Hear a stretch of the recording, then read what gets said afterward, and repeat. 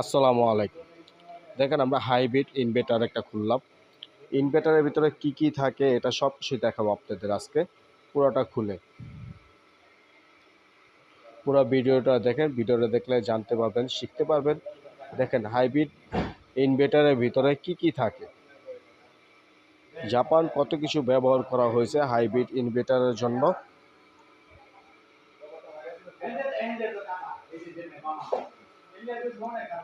আমরা অনেক কিছু রেখেছি এটার ভিতরে।